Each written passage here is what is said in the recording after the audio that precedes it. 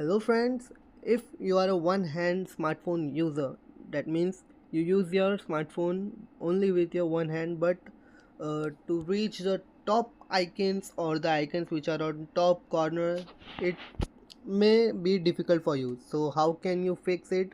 How can you use your smartphone with only one hand? Let me show you. Okay, open your device settings. Here you have to search for accessibility and convenience. Here you can see one hand mode. You have to simply on it. So what it will do is when you slide down like this, your top applications will be near to your thumb and you can use them. For example, if I'm using the clock, I want to click on 4 a.m. I just have to slide down and it will come closer to my thumb. So that was it for today's video friends. Hope you like the video and hope this video will be helpful for you. If this video helped you, please like, share and subscribe the channel.